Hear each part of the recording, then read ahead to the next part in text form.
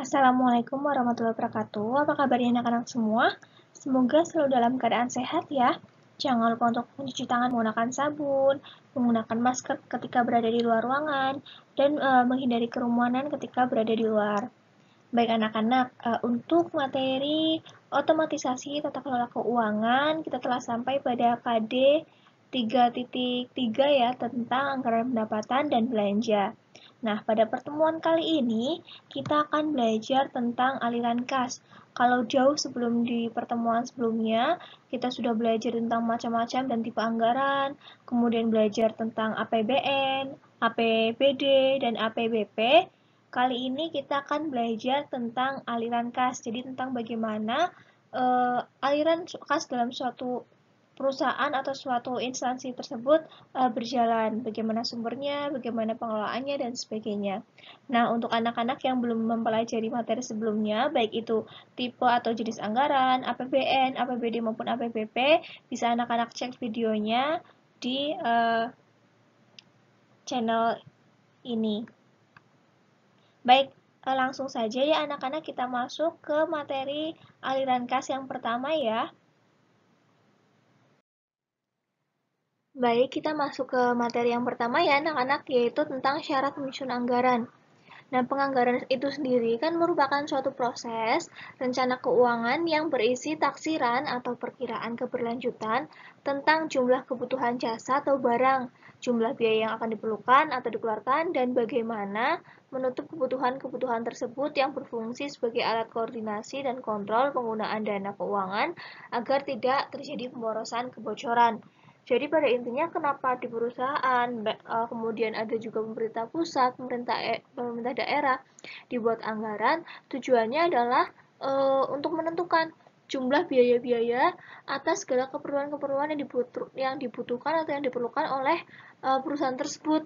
Serta semisal anggaran itu sudah dibuat, maka bisa dijadikan sebagai patokan, alat koordinasi maupun kontrol penggunaan dana. Misalnya, anggaran 1 juta dialokasikan untuk misal 50 juta promosi, 50 juta misal diklat karyawan. Ini hanya contoh ya. 50 juta promosi, 50 juta untuk diklat karyawan.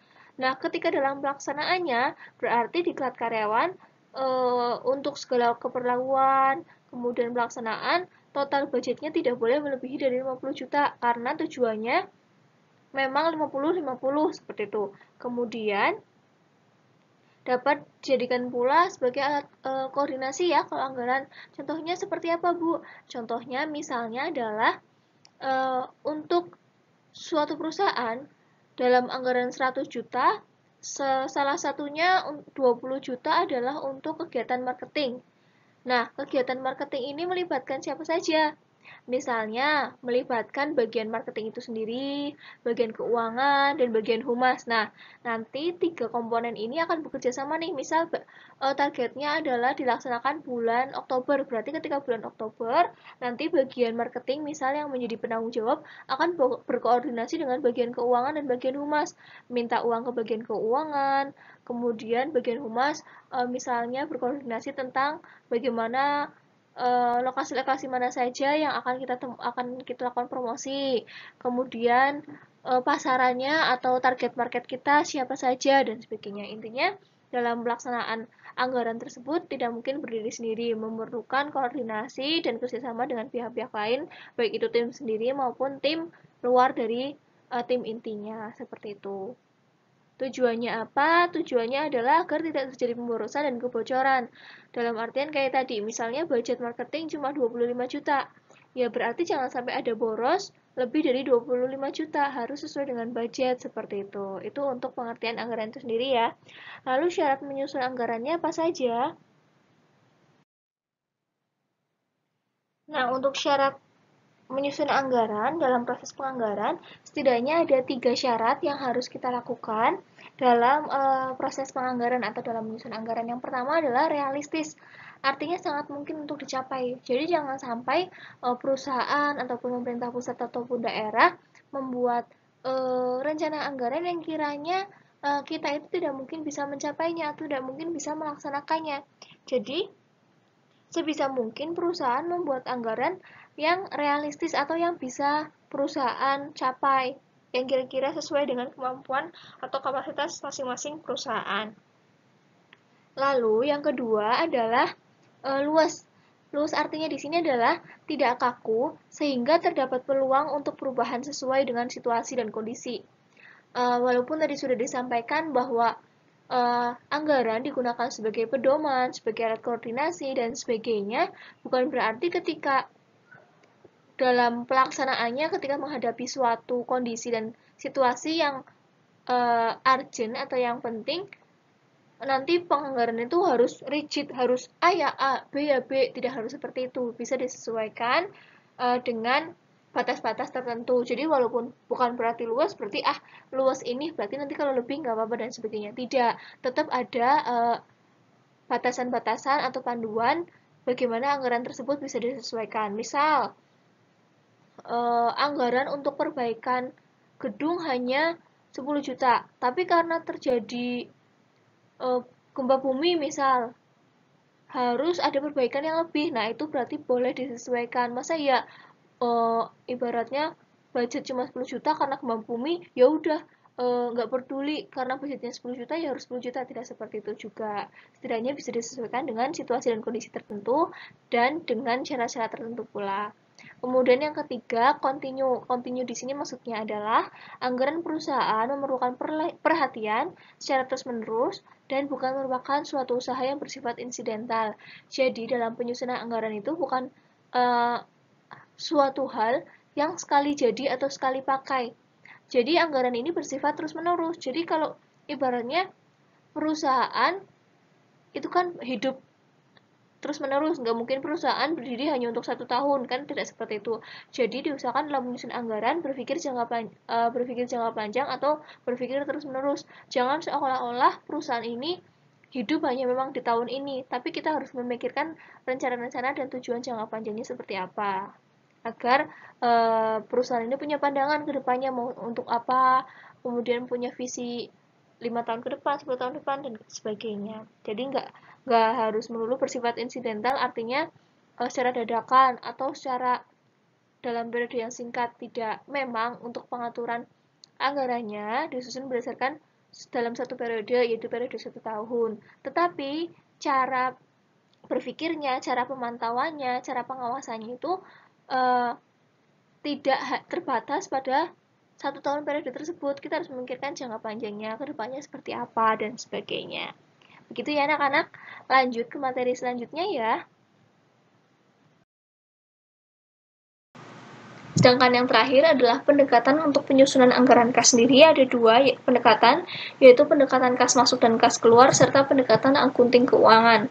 Pendekatan kas masuk dan kas keluar maksudnya adalah didasarkan pada analisis naik turunnya kas yang dianggarkan, yang mencerminkan semua cash inflow dan cash outflow yang dari anggaran penjualan, anggaran biaya atau beban, dan anggaran tambahan produk modal. Ada 2 pendekatan dalam menyusun anggaran kas, yaitu anggaran jangka pendek dan jangka panjang. Kalau anggaran kas jangka pendek adalah alat pengendalian operasional kas sehari-hari. Jangka waktunya sesuai dengan anggaran tahunan. Sedangkan anggaran kas jangka panjang, jangka waktunya adalah 5-10 tahun sesuai dengan corporate plan. Kemudian pendekatan yang kedua, pendekatan akunting keuangan adalah pendekatan yang titik tolak pendekatannya itu adalah laba bersih diubah dari dasar akrual menjadi dasar kas.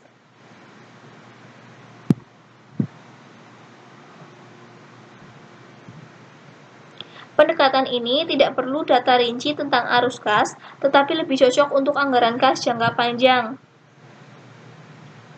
Cara penyusunan anggaran kas ini berdasarkan ikhtisar laba rugi dan neraca yang dihasilkan akunting keuangan atau disebut juga metode tak langsung.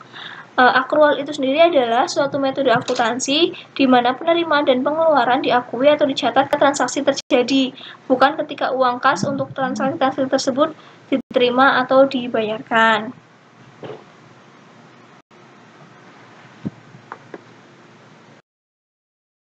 Lanjut ke agenda yang terakhir, yaitu tentang penggolongan dan sumber kas. kas ada kas masuk dan kas keluar.